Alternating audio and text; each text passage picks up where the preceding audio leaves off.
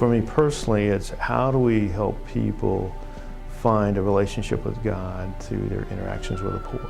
Knowing what they do, they've had great success stories. They really have. InterServe's a multi-purpose, faith-based social service agency that's been serving Northwest Missouri for over 100 years.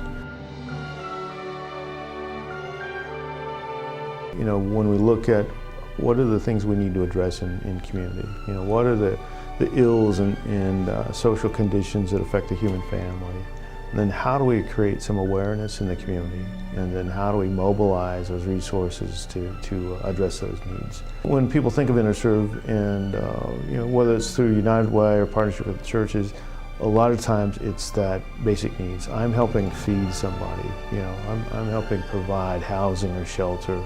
The other is addressing, developing and delivering comprehensive services to seniors and those who care for them. Home delivered meals.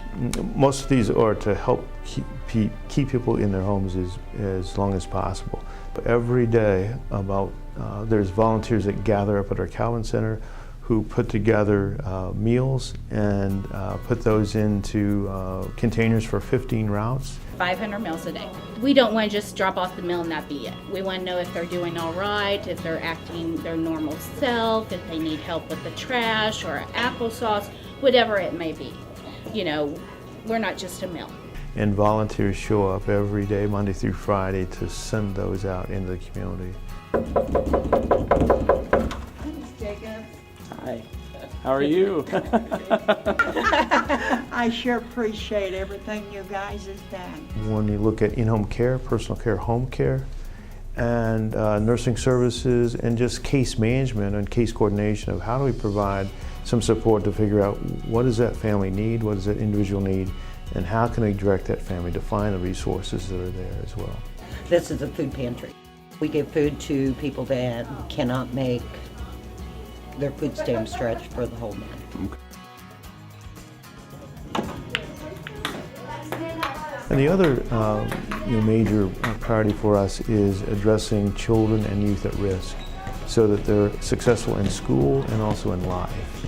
And we have our weightlifting program, you know, we have the after-school program, and we do the Summer Jam, Summer Spike. And a lot of people don't see that as connectedness, but that's been a service and a program that's grown over the years, and it's been a great success, a great gathering spot for the community and for our young children. And the success of that is really ties back into supporting the other programs, the Latchkey, the after-school program, and weightlifting. What are those things that help families who are working, a safe, nurturing place for our children? There we go. Open. What do you think that is? We put our benchmarks into a national accreditation for childcare, and in the last 3 years we have both centers accredited, and just recently, last year, both were reaccredited. And so families with that can have confidence that, number one, we're setting an environment, we understand what the needs of children are, and we understand and how to support families in that. So childcare has been a great, and that's something we've been a part of for, when we started out, addressing the needs of immigrants and their children in 1909. And again, all those are possible because of the generosity and the willingness of this community.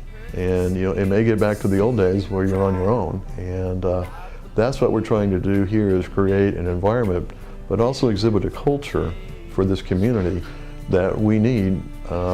We need your support monetarily to keep this 102-year-old institution of InterServe going forward, to continue to serve a lot of people. It's time to really create a new environment, going forward for the youth and the elderly and those people coming from different shores to America and landing in St. Joe. These are extremely trying times, and it is a time when we really need to look at, if we have extra resources, to look at our fellow sister and brother and say, maybe I could give a little extra to help that person out. We're all in this life together, and I know sometimes some of us become more affluent and more wealthy, and we're more privileged just by the grace of God, as I said. But you know, it's still a time, always a time, to look around and see if we can still help our fellow human being.